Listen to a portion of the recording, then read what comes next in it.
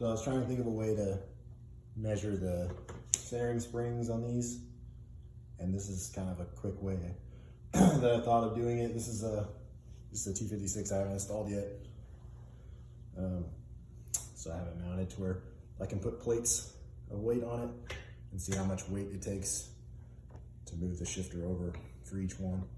I realize I'm being kind of overkill on this. I was just kind of disappointed with the tick. I thought it would be better. And now I'm just trying to see if I even want to run it, and by like doing all this little testing and stuff. And I couldn't find any videos or reviews of either one, you know, comparing the two. So just trying to do my best to do that. This bolt right here is virtually identical to this machined face on the tick.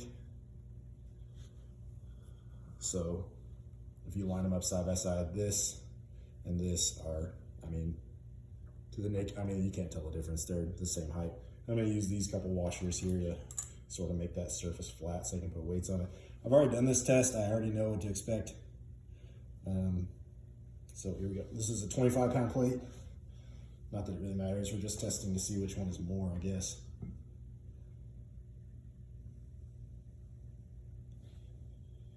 There's 25 pounds. This is a 5-pound.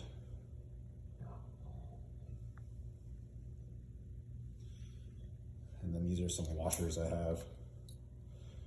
So we'll do 4 of these. Oops. So it took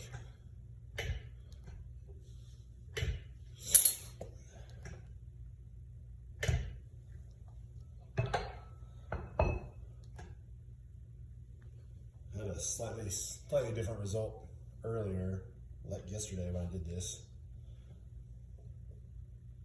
But it's really cold out. I don't know if that's going to make the metal shrink in there and cause a different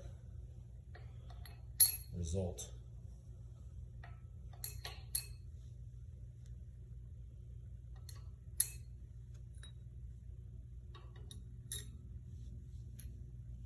Maybe I dropped the 4 on there too much. There it goes. So it looks like 5 washers. A 5 and a 25 to get the MGW to move off center. So now we'll install the tick, see how much weight it takes.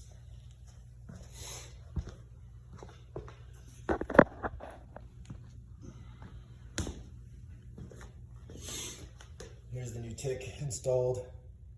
I kind of know what to expect, like I was saying. I did this test yesterday. It's much colder. Yesterday it actually took, the MGW actually took 4 more of these washers than it did today. So the metal must be cold or something that affects the springs. I don't know. It's like 15 degrees out or something like that. It's really cold.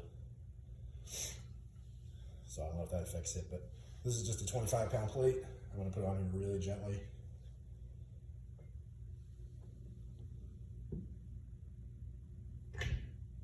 And so it didn't even take the plate. So I can't really, it's not apples to apples if I start stacking smaller plates, because it moves them out further and that's going to put more leverage on it. So I think just for this test, we can just say that the MGW has much stronger centering springs. It doesn't even, like, I'm having to help this quite a bit to bring it back up. It's not like it's just barely enough. Like I have to actually, it feels like I have to put about 5 pounds on it to bring it up. So as far as I can tell, the tick centering springs are not the strongest. Like the website says, it says it in bold letters, which I thought that would mean it was even more stiff than the tick or than the MGW. The MGW is definitely stronger springs. And this is a used unit. I've said it over and over. This is at least 3 years old. I tried to look and see when I bought it.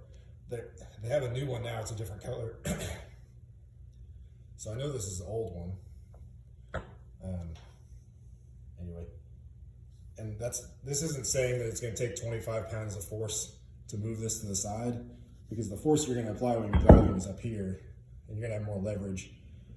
So if we did the test up here, it would take less weight. It just didn't matter to me. I just wanted to see which one took more weight, and the MGW took a lot more weight to move. So my suspicions are confirmed that this is much easier to move, and personally, that's not what I was looking for. So that's why I did this test.